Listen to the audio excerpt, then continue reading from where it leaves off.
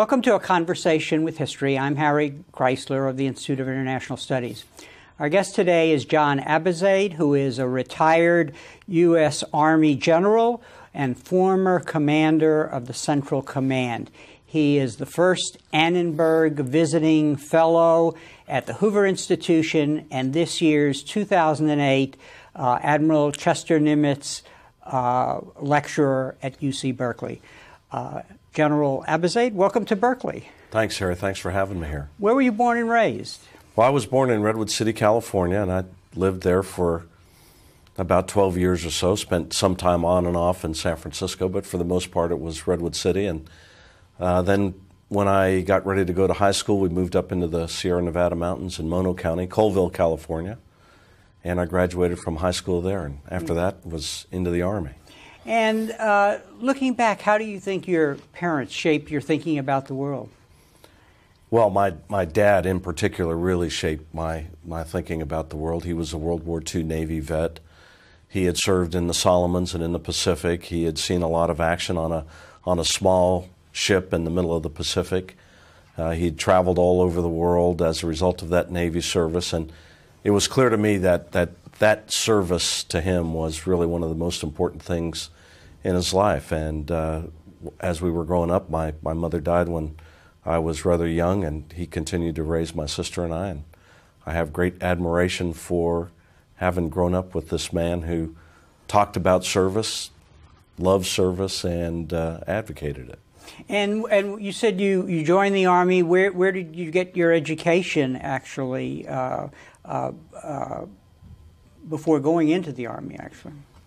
Well, before going into the Army, I graduated from Colville High School. Mm-hmm. Total school population of about 105 students.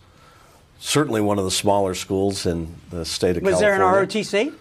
No, mm-hmm. There wasn't an ROTC. There wasn't a lot of things going on at Colville. But there were many things going on at Colville at the same time. For example, I wanted to study German, and in order to study German, I had to take a correspondence course, and they allowed me to do that. So it was a good experience growing up in a rural county, in a small area, small school. We had excellent instructors, and I think they prepared me about as well as could be expected to go on to West Point. Mm-hmm. And so you did go to West Point and talk about your education there. Did it prepare you for all the changes that the military was going to have to confront throughout your career? Well, West Point prepares you for life in a very interesting way. It gives you discipline, it gives you focus, it gives you a way of approaching problem solving.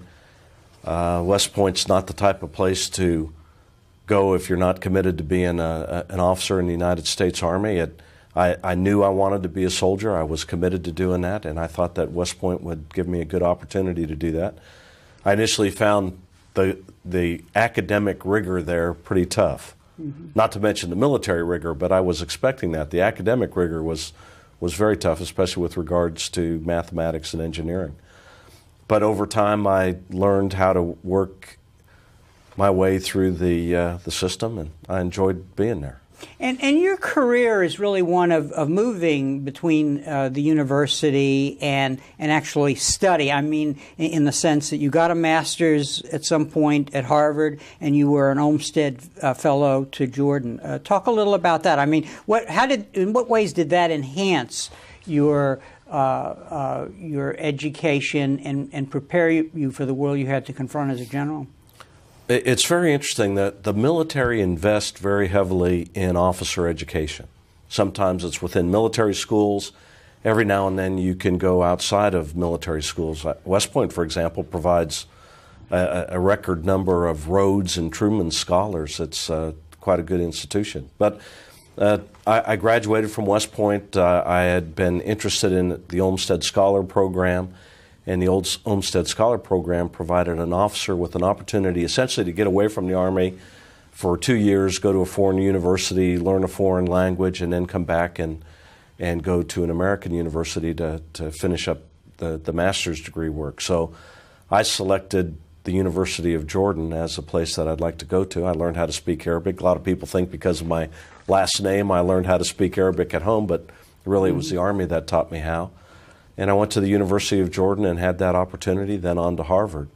And I really regarded that that training at both Harvard and Jordan as very, very important to being able to allow me to move through my career in a way that was understanding of different cultures, different problems, and certainly the last 5 years of my life in the middle of the Middle East. It helped a lot. Helped a lot. What led you to choose Jordan, and what year was that? Let's because that was very early in terms of 70s. I started out in the program somewhere around 1978 or so, and I was in the Middle East from 78 to 80, and then Harvard 80 to 81. I think that's about right during that time period. So the reason I point this out is because that Middle East was going to change. So you were there in a way at the beginning of the changes that would really affect this whole period of your service.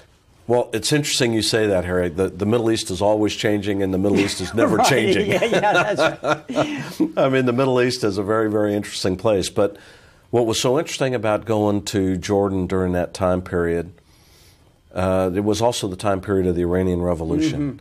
And it sent really what I would call a religious shockwave through the region in a way that was absolutely noticeable. And there's always a lot of turmoil at Middle Eastern universities, the University of Jordan no less so than other places. And when the university would close down because of the inevitable riot, I'd end up going out and train with the Jordanian Special Forces in the Army because I was a military officer. So it was a good opportunity to learn not only about the civil society in Jordan, but also about the military society in Jordan. And, of course, in the Arab world in particular, militaries play very, very different roles in the societies than here in the States. And at Harvard, I think I read somewhere that you wrote a paper that the prof said was the outstanding paper that he had read. What was that paper on for your master's? Well, the paper was on Saudi Arabian defense concepts.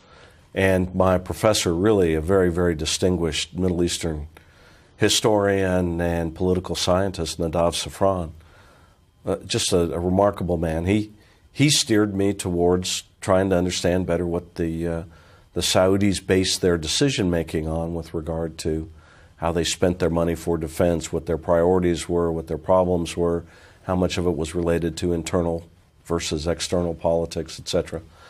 And so having an opportunity to do that research, and also having been in Saudi Arabia when I was in Jordan. One thing about being in Jordan, I had the chance to travel all over the Middle East, and I literally traveled all over the Arab world and had a chance to see how things were done in many countries in different ways. Help us understand now what are the skills required for being an effective soldier these days. That the criterion have changed in the course of your career, and it's very complicated now, isn't it? Well, it gets more complicated as you go up the rank ladder. But early on, the single most important thing, and throughout your career, the single most important thing is to be able to lead people. It's so vital that you understand people, that you're able to convince them to do tough and difficult things. And, of course, in combat, American soldiers don't take the hill because they're afraid of you. They take the hill because they respect their comrades and because they respect their leaders, and they know that they've got to take the hill in order to get the job done. So throughout your career, you're always having to deal with issues of leadership, and that's critically important.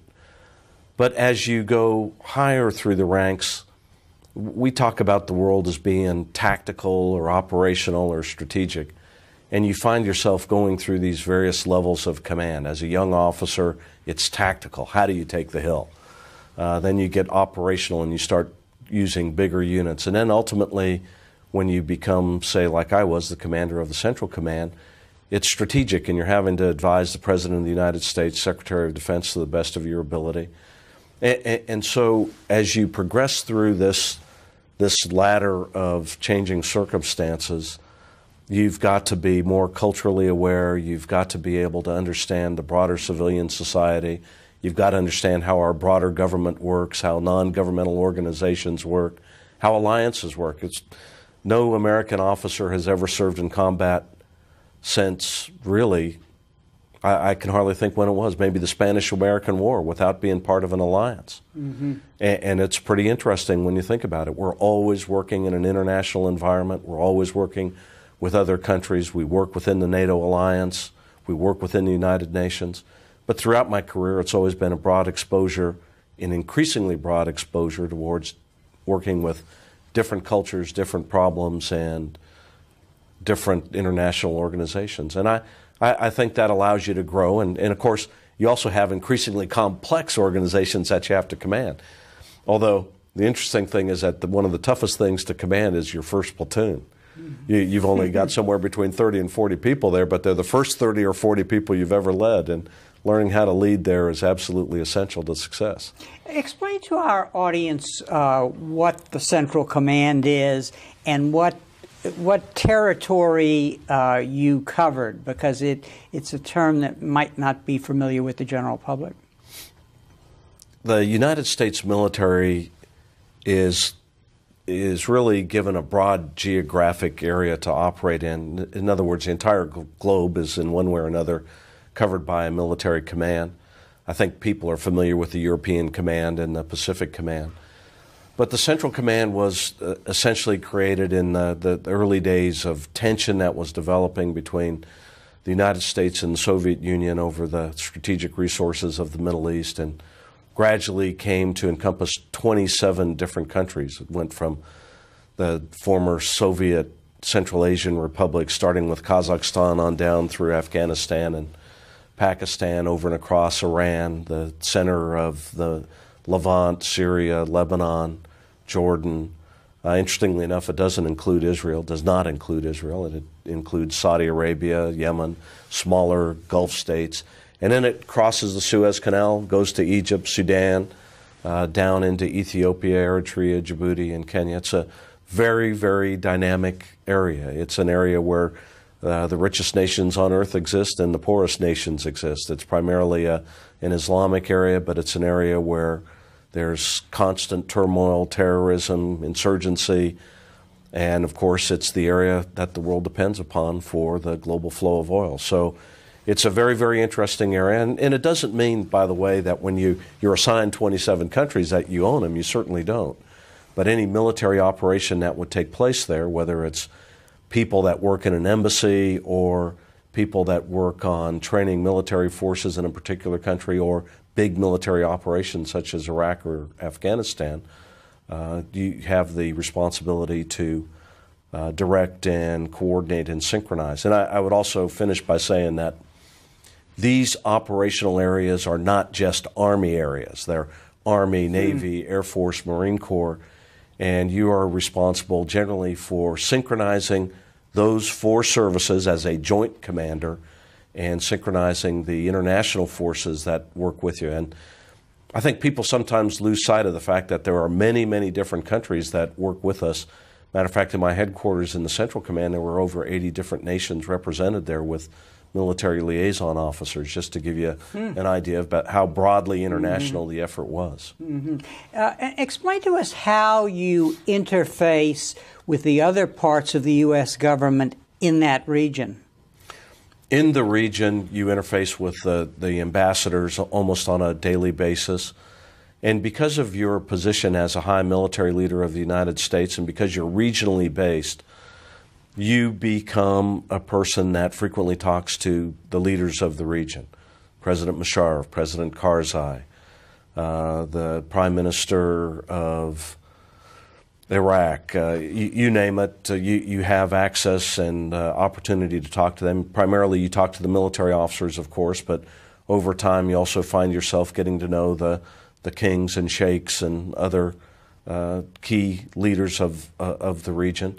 You also interface with the U.S. government in Washington. So, for example, you have to conduct meetings in your own area to organize the U.S. government effort to the extent that you can. You also have to deal frequently with the Central Intelligence Agency and the other intelligence agencies to understand what's going on. But back in Washington, there's an interagency process that's going on, and you are frequently represented in the interagency. But most importantly, what you're trying to do is organize the military forces under your command. And for example, in my command, the Central Command had the multinational force in Iraq commander, who was a 4-star commander that worked for me. The commander in Afghanistan, who currently is a 4-star commander, he also would work for me, although the command relationships have changed over time. And we had a small command in Djibouti in the Horn of Africa, worked under my command. And then there were Navy, Air Force, Special Operations commands that were regional commands that reported to me as well. So, I mean, it's a complex organization. It's a big organization. At its height, it was probably 350,000 Americans and another 500,000 or so partner nations, partner forces that were participating. And currently, it's probably closer to 250,000. Mm-hmm.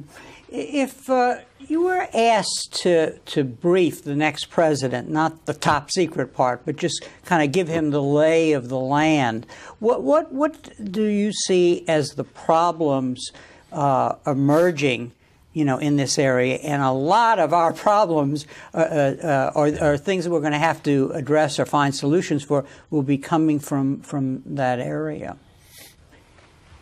I would tell the President, look, Mr. President, you need not to only worry about Iraq, and you need to not only worry about Afghanistan. Certainly, they are immediate problems that we've got to be concerned with. But you need to look at the broader regional problems and the broader ideological movements that are in the area. And the first thing I'd say is that there is a very serious ideological movement that is a Sunni Islamic extremist movement led by Osama bin Laden and exemplified by Al-Qaeda. That is a movement that certainly isn't mainstream yet in the Middle East, but it's just not a group of terrorists. It's a movement, it's an idea, and we need to understand that that idea is implacably opposed to American presence and indeed seeks to dominate the region with a form of religious extremism that most people in the region don't want to be ascendant. Then I'd say the next big problem is the rise of Iranian Shia revolutionary ideology. And again, it's an ideological religious movement that is, again, implacably opposed to American involvement in the region, yet at the same time one that may not be at the beginning of its ideological life, such as Al-Qaeda, but one that the people of Iran are probably getting tired of, and that you will have to watch Iranian attempts to dominate the region and counter them in a way that makes sense over time. The third point I would tell them is that while we're not using our own military forces daily in the Arab-Israeli, better said, Israeli-Palestinian theater, that you have to understand that the continued corrosive effect of this problem is creating a dynamic where people move to the extremes, and it makes the region very, very unstable. And then the final fourth big problem that I would make sure he understands is that one of the reasons we're so heavily engaged in the Middle East that none of us can deny is our continued dependence upon Middle Eastern oil. And in order to gain diplomatic and political and military maneuver room, we need to figure out how to reduce our dependence over time, knowing that there's no easy solution to this, on the flow of Middle Eastern oil. And clearly, American military power has to confront Sunni Islamic extremism. It has to contain Iranian ambitions. Diplomatic power, political power has to do what it can to move the Arab-Israeli process forward. But ultimately, it's the American military shield that keeps the flow of oil moving. And it should come as no surprise to us that our enemies are trying to disrupt that movement. And when I say our enemies, I don't want it to sound as if this is American domination, because it's not. American military power keeps the flow of oil going, not just for the United States of America, but for our friends and our allies and the producing nations. So what you just described raises a question about distinguishing between non-state actors and states like Iran that are adversaries or potential adversaries. Talk a little about, what we have to do to deal with two different kinds of problems, although they both may pose threats.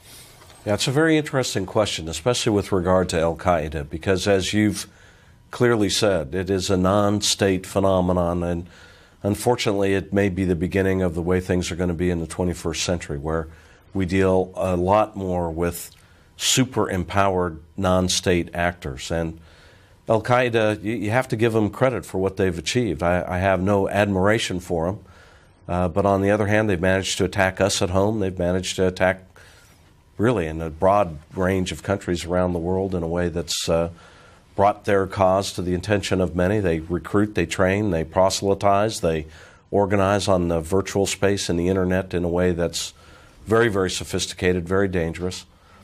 And yet they purvey an ideology that really isn't very popular with the people in the region. It's a very extreme form of Islam. Matter of fact, most of my Islamic friends will say, don't even use the word Islam in the same sentence with Al-Qaeda. But the problem is that Al-Qaeda views itself as a religious organization, and it's extreme, but it bases itself religiously. And so, you have to mobilize not just military power against this problem, but a lot of other soft power, economic, diplomatic, political, informational, to deal with it. Now, a nation state like Iran, on the other hand, because it is a nation state, is more easily deterrable. It's more easily deterrable by the classic elements of diplomacy, military power, political action, etc. And so, on the other hand, it's interesting to look at Iran and see how they sponsored non-state actors in places such as southern Lebanon, eastern Saudi Arabia, southern Iraq, eastern Afghanistan. And I think these challenges will continue to bedevil the next president and probably the next president after that for quite a while. Mm-hmm. And when you say that Iran is deterrable, help us understand it, because I'm a student of Ken Waltz, and Ken Waltz didn't worry that much about possession of a nuclear weapon by a country if they could be deterred. Well, Harry, this whole issue of proliferation of nuclear weapons is one that we all need to have a frank discussion about. And while we discredited the argument to a certain extent because we didn't find a nuclear program active in Iraq like we thought we would, the truth of the matter is small groups of terrorists are not necessarily a problem for a great nation unless they have access or the capability of achieving a breakthrough on the weapon of mass destruction front. And in the Middle East today, in a period of great instability, in a country like Pakistan, for example, you do have to worry about the possibility that a weapon could be either advertently or inadvertently transferred to the hands of extremists. And if they get their hands on it, I'm convinced that they'll do everything in their power to use it against us or our interests in the region. And it's actually our worst nightmare to think of a nuclear weapon being used in the 21st century or a sophisticated chemical or biological weapon. So this issue about doing everything possible to prevent the proliferation of nuclear weapons in that part of the world, I think, is essential. And so to think of Iran holding a nuclear weapon is to just add another bit of instability into a region that's inherently unstable. And the Iranian government may very well go through another revolutionary phase. And were they to be armed with a nuclear weapon and in a period of great instability, are they then still deterrable? I'm not so sure. And so I think when things hold together, like they did between the United States and the Soviet Union, where you had a balance of nuclear terror, essentially, that deterred people from using the weapons, it's one thing. But when you proliferate the weapons to unstable states, it creates a whole different dynamic that I think all of us need to have. When I say all of us, I mean the international community needs to have a frank and clear understanding about where we're heading into the future. And clearly, technologies are such today that it is not out of the realm of possible that you can make a breakthrough. Mm-hmm. Well, one of the challenges that the next president is going to be confronted with, and future CENTCOM chairs such as yourself, is this question of, okay, you have a deteriorating state, a failing state, a failed state, whatever, and the choice has to be made between a military, actually taking action, taking military action, possibly invading, but then also worrying about what happens afterward. So and this seems like a really big problem for the military to think about, namely being to handle the bad guys in a military operation, winning that operation, using the best technology, relying on the revolution in military affairs, but then what happens after that? Talk about the challenges there for the next president and for the next for the future leaders of CENTCOM. Well, we talked about the four broad challenges in the region, but the two immediate problems that the next president will face will be the requirement to stabilize Iraq, stabilize Afghanistan, or, should they decide otherwise, to begin the process of moving forces out of the region regardless of those two countries stabilizing. Now, I think the biggest challenge that everybody has to really understand is that taking a state that is either failing, has failed, or needs to stabilize in a revolutionary direction, in a completely different direction like Iraq, requires an awful lot of time. And it requires building institutions. And you think of our own republic, how long it took us to go from the first shots of the revolution to when we finally ratified the Constitution, and then nearly 100 years later we still had to fight a civil war to sort all that out in a way that was bad for our own country. So, I mean, these things take time. They're evolutionary. They're slow. They're tedious. You can imagine trying to build a new army in Iraq is a tough thing to do. But you just can't build a new army by handing out weapons. You have to build a new way of thinking. The old Iraqi army terrorized its people. It filled up the mass graves with innocent people. And the new Iraqi army has to learn how to be a servant of the state. Will they be able to do that? Well, they won't be able to if we don't help them, if we don't try to educate them. And so, there's a certain requirement that the new president will show some patience, will show some courage, and will look out there and say, to what extent is the military overextended, in particular the United States Army? And how can we, over time, relieve the pressure on that military commitment? And also understand that nation building isn't primarily a military responsibility. It's a governmental responsibility that requires the State Department, other agencies of the U.S. government, international agencies, international partners, non-governmental organizations to all come together in a way that pull together to allow the place to stabilize. So clearly we have to internationalize the effort more, and we have to put more soft power to play in places like Iraq and Afghanistan. Now, we put more forces in Iraq in order to gain time, and it appears as if it is having an effect, and we're all of us soldiers are very gratified to see that happening. But on the other hand, military forces just gain time for you. You have to be able to move governance forward, economics forward, diplomacy forward. And I think the next president's got to say, are we organized to do that properly? And if not, how do we need to reform ourselves so that we're going to be more effective in the 21st century? Is our State Department big enough?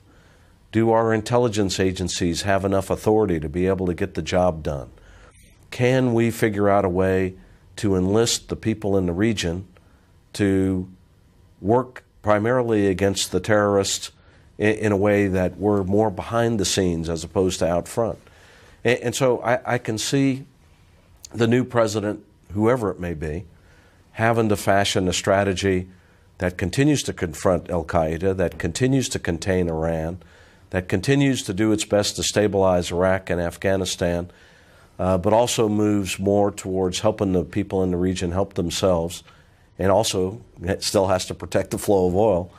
And I think that can be done over time with less military force and more other elements of international and national power. So in addition, because we hear a lot about the military is going to need more funds to rebuild, which is undoubtedly true. But you're suggesting that it's really important to build up the other institutions of the U.S. government that have to be part of the team that solves these stabilization and nation-building processes. Absolutely. A good State Department officer in the field leading a team of soldiers, people from the Department of Agriculture, people from the Department of Homeland Security, people from all sorts of other agencies of the U.S. government, it is probably worth more than a battalion of infantry or a brigade of infantry in many particular circumstances, especially when the country's trying to move towards stabilization like they are in Afghanistan. So it can't only be about fighting. Fighting has to be part of it, don't get me wrong. I'm saying we're not to the point yet where it's stable enough to move forward without military forces. But there's this belief in some segments of our society that you have to achieve perfect stability in the security situation first before you move the other elements of national power forward. And actually, that's not true. You've got to move them all forward together in the right mix at the right time. And I think we've got to reevaluate how we do that. We should not have an argument about whether there's enough people in the State Department. Now, we should have an argument about whether there's enough people in the United States Army. You keep hearing people say, well, there's not enough troops in Iraq. Actually, that's not the issue. There are as many troops in Iraq as we can almost possibly have. You are either in Iraq, coming home from Iraq, or getting ready to go to Iraq. And so the problem that the new president will have is looking at his land power, the Army and the Marine Corps in particular, and asking himself the question, or herself the question, whatever it may be. Look, I've got this force that's deployed here. It's very heavily engaged. I've got a force that's recovering or preparing. Do I have a force that's ready to deal with a problem that shows up in Iran or North Korea or some other unknown place? Can I deal with a problem in Sudan, a genocide? Can I deal with some other major problem with land power given the state of stretch of the armed forces of the United States? And the military leaders of the country need to tell the new president, Mr. President, we are having some problems here with being able to maintain the force. And the biggest problem we need to talk about is whether or not these young, professional, non-commissioned officers and young officers, the majors and the captains, will stay with the team. You can only stay away from home so long. Already this war has lasted a long, long time. So we've got to figure out how to use our forces wisely and either make the Army big enough to meet the commitments or learn how to bring the Army in the field down and compensate by international and other means of national power. And I believe that those are things that we can do. But continuing to stretch the land power of the United States to the breaking point would be a very, very unwise move. But there are options, and it can be done. Well, one of the consequences of our recent experience in the last 6 years is the burden, it seems, that it's placed on the American soldier and the American soldier's family. And this seems to operate at various levels. For example, our soldier really needs to know a lot. In other words, it's as if he's got to work with a handheld computer to direct targets. I'm doing an ideal type here on the one hand, but on the other hand, he's suddenly got to put down his computer, go into a community, and meet with the city council and help organize it. It's really a heavy burden that may be too much, and that may be why you're suggesting that we need other parts of the government there. Well, I don't think the operational and tactical style is too much. Matter of fact, when I've been, like I say, in the Middle East for nearly 5 years, up until the point where I retired. And I watched our troops very carefully in very, very difficult and demanding circumstances. And it's just like you said, Harry, 1 minute you're out there fighting the enemy, and you're fighting ferociously, and you're fighting to win, and you're delivering all the means of violence you can to destroy that enemy. And then maybe with an hour or two, you're doing what you need to do to repair a school or to talk to a local leader or to deal with some other community problem that's developed in the area that you're responsible for. And I think our troops have actually done a magnificent job in dealing with those complexities, and that people often don't understand how tough it is for them. But they've done very, very well. The problem for them is constant deployments in very, very difficult and demanding circumstances, overtime, away from their families, in a way that there's no opportunity for them to take a decent rest at home and organize their families, etc. It's clear to me that this problem is going to last for a while. It's a long-term problem. It's also clear to me that we're probably using too much military force to deal with the problems in the region. And while it's essential that we stabilize Iraq and Afghanistan, in my viewpoint, we also have to understand that it's essential that we start moving more towards international and other sources of soft power to help out in that respect. And in today's world, which is increasingly interconnected, we're able to do more. And I think you'll see whatever president shows up coming to a pretty clear realization that there are other ways to deal with the problem of the Middle East than just military means alone. In the Iraq War, and you talked a little about this yesterday, there was a refusal by the governing group to essentially mobilize the country, to do all sorts of things to generate a sense of the importance of what the military was doing. Is that a fair assessment? And what can we do about that? I mean, we don't want to mobilize the country so we think the military is the only solution, which you just said, we've got to get away from, basically. But on the other hand, we want to be able to support the military in what they do. And here, one thinks of all of these horror stories that have emerged about the way our soldiers are being treated, those that have been injured, and so on, the provision of adequate armor and so on for the vehicles and so on. Talk a little about that, because it's a fine line. We don't want to become a military state that sees all of our problems in military terms, but on the other hand, we want the military to have the support they need. It's a political problem.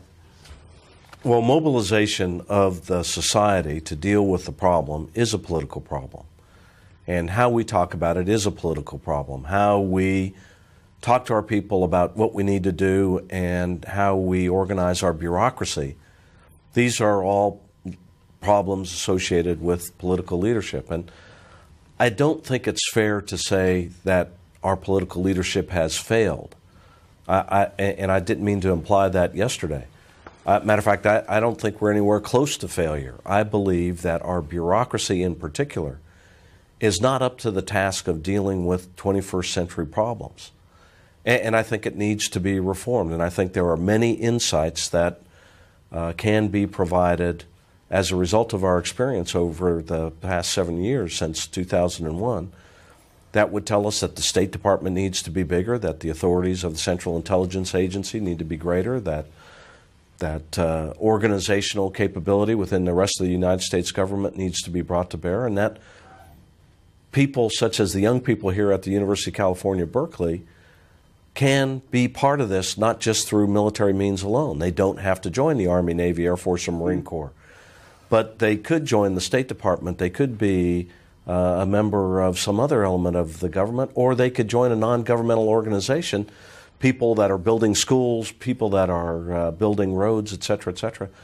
And as I think of the military community and how deeply engaged in this battle we are, and as I go around Palo Alto, California, or Berkeley, California, it's clear that we're not completely engaged the same way the military community is. How do we collectively share the burden more if we think it's a worthy burden to share?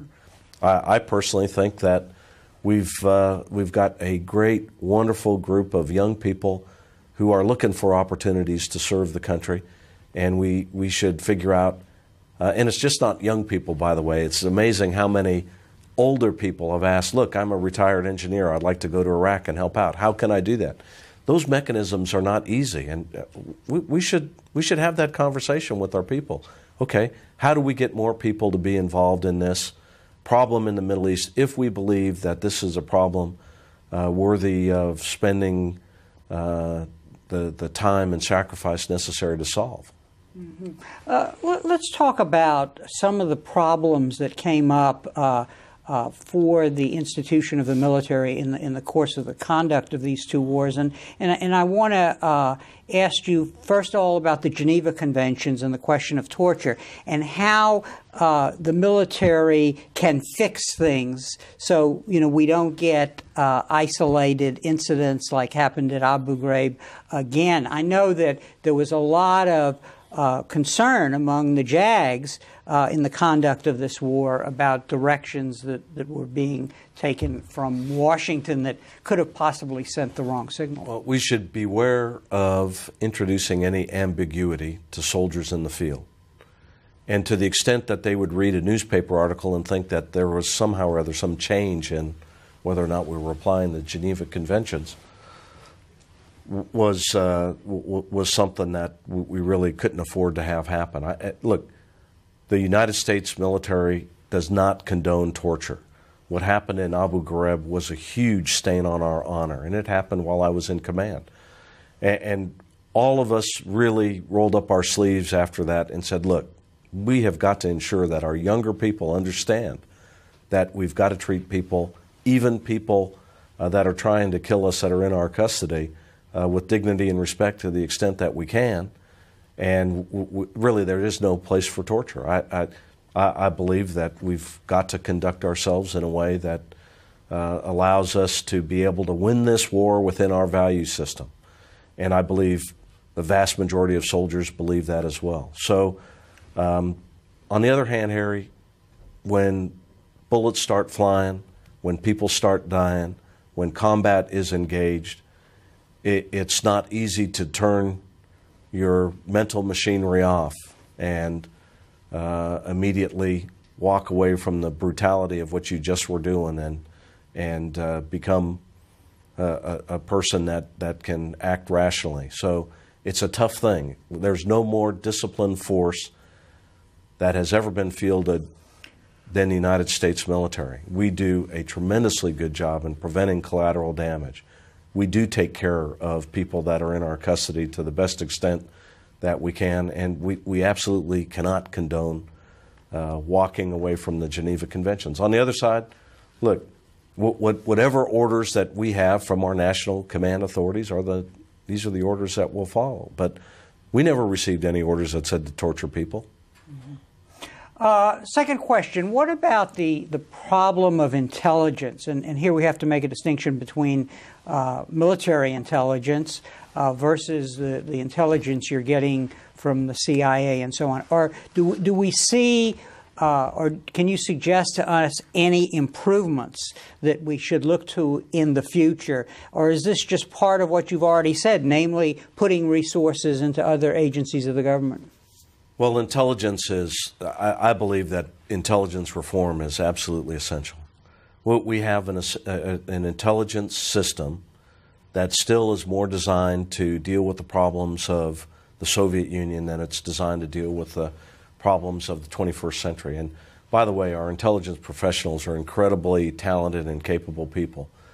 But if you look at our intelligence bureaucracy, you've got to ask yourself the question, even though we've just reformed it recently, whether the reforms have gone far enough, whether we are organized properly for the 21st century. I'm not sure that I have the answers off the top of my head, but I do know that this battle against terrorists in particular is more a battle of winning the intelligence war than it is one of massive amounts of firepower. Yet, I think we all understand clearly that tromping around anywhere in today's world with too much military power creates the opportunity for people to move towards the terrorist side or move towards the opposition side of an insurgency, for example. So and this doesn't mean we shouldn't use military force. It means that we need to use it wisely.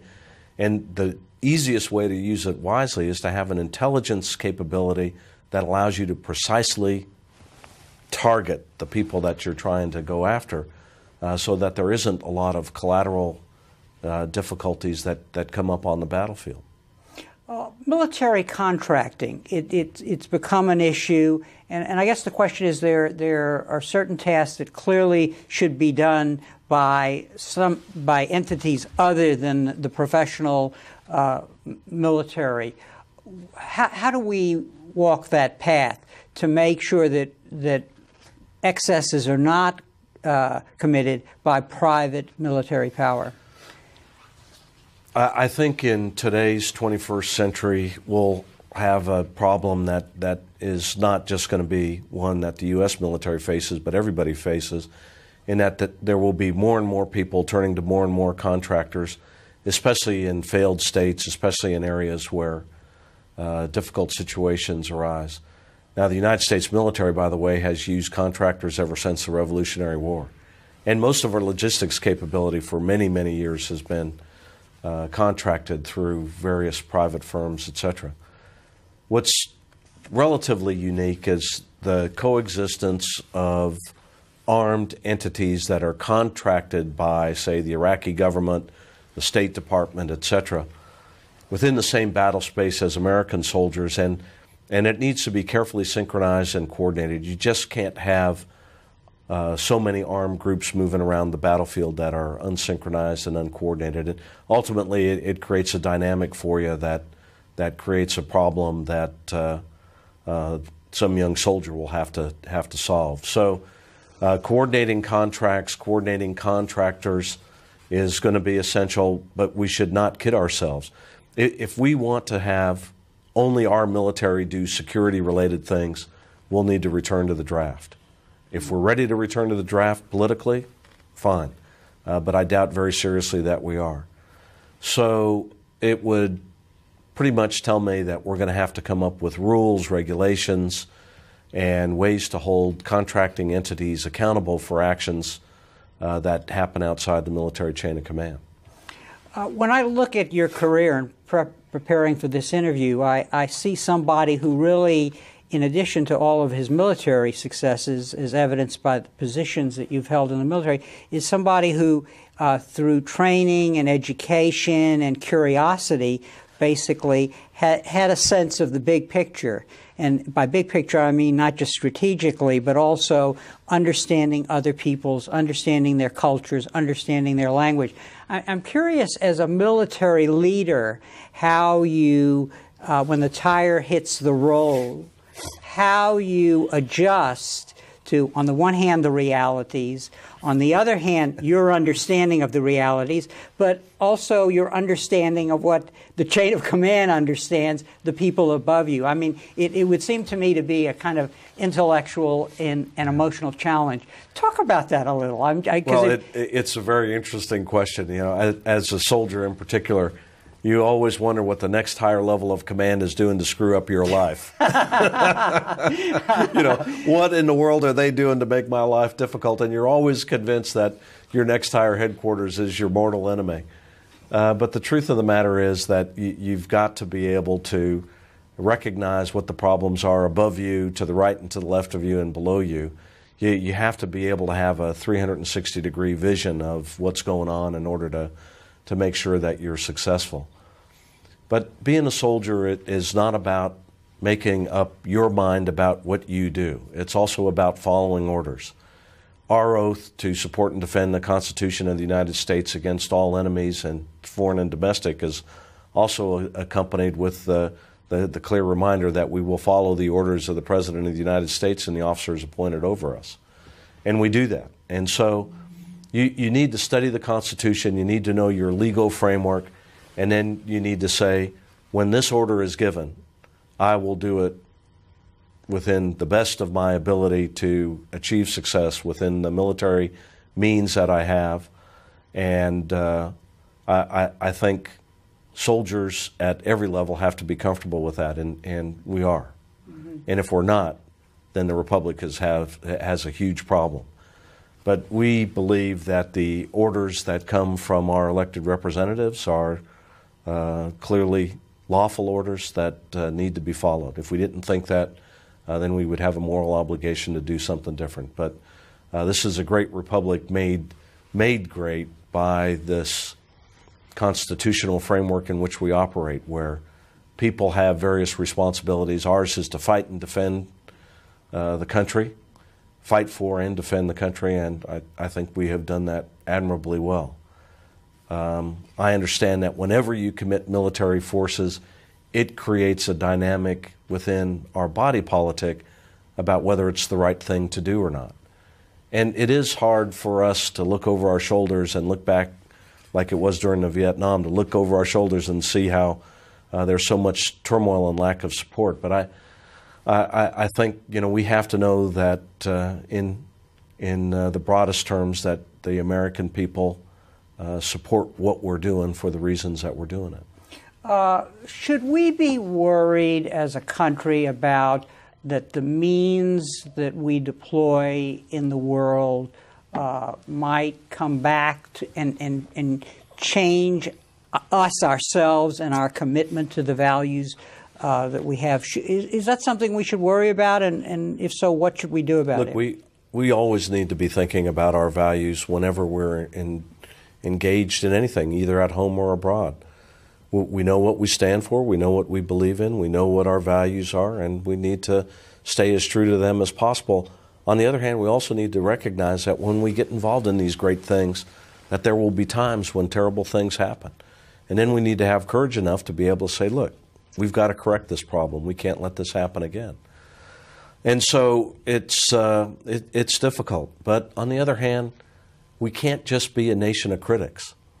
We need to understand that we're trying to do something to better the world, to make it a better place for our children and ultimately, I think, everybody else's children. And in this globalizing planet, people's expectations around the world have raised quite a bit. I can't imagine any other country on earth better suited to help deal with the problems of globalization and steer people in the right direction, knowing we'll make mistakes, than our own. If not us, who? General Abizaid, I want to thank you very much for coming to Berkeley, being the Nimitz lecturer, and appearing on our program. Thanks, It was a great honor. Thank you. Thank you. And thank you very much for joining us for this conversation with history.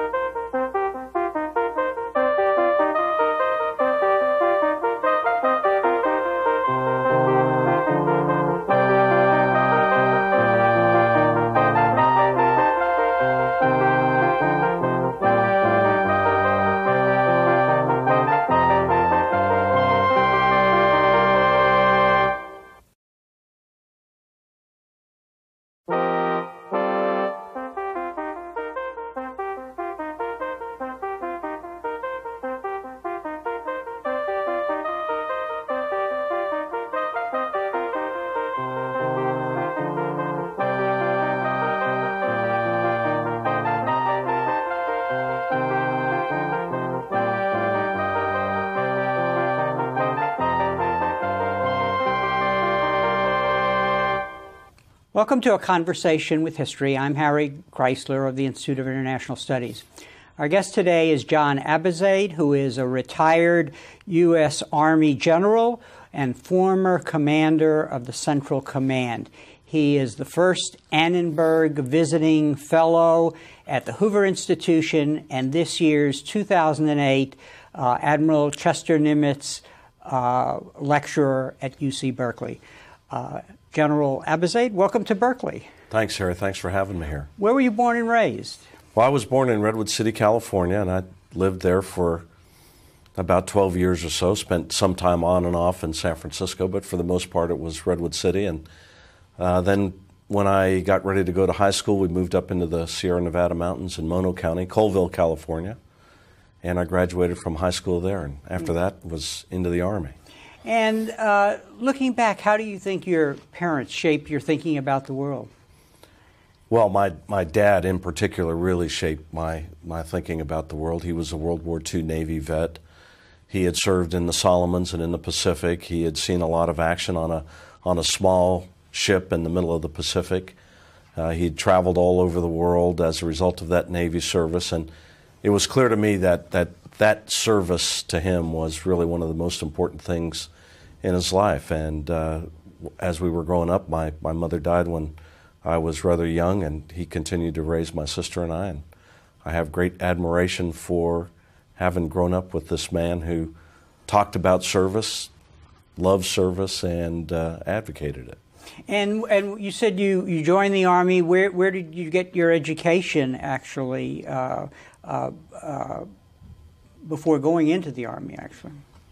Well, before going into the Army, I graduated from Colville High School. Mm-hmm. Total school population of about 105 students.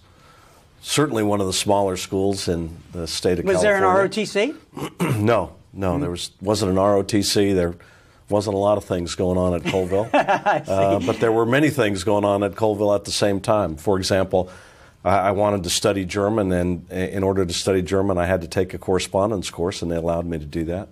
So it was a good experience growing up in a rural county, in a small area, small school. We had excellent instructors, and I think they prepared me about as well as could be expected to go on to West Point. Mm-hmm. And so you did go to West Point, and talk about your education there. Did it fellow to Jordan? Talk a little about that. I mean, in what ways did that enhance your education and prepare you for the world you had to confront as a general? It's very interesting that the military invests very heavily in officer education. Sometimes it's within military schools. Every now and then you can go outside of military schools. West Point, for example, provides a record number of Rhodes and Truman Scholars. It's quite a good institution. But I graduated from West Point. I had been interested in the Olmsted Scholar Program, and the Olmsted Scholar Program provided an officer with an opportunity essentially to get away from the Army for 2 years, go to a foreign university, learn a foreign language, and then come back and go to an American university to finish up the master's degree work. So I selected the University of Jordan as a place that I'd like to go to. I learned how to speak Arabic. A lot of people think because of my last name. Prepare you for all the changes that the military was going to have to confront throughout your career? Well, West Point prepares you for life in a very interesting way. It gives you discipline, it gives you focus, it gives you a way of approaching problem solving. West Point's not the type of place to go if you're not committed to being an officer in the United States Army. I knew I wanted to be a soldier. I was committed to doing that, and I thought that West Point would give me a good opportunity to do that. I initially found the academic rigor there pretty tough. Mm-hmm. Not to mention the military rigor, but I was expecting that. The academic rigor was very tough, especially with regards to mathematics and engineering. But over time, I learned how to work my way through the system, and I enjoyed being there. And your career is really one of moving between the university and actually study. I mean, in the sense that you got a master's at some point at Harvard, and you were an Olmsted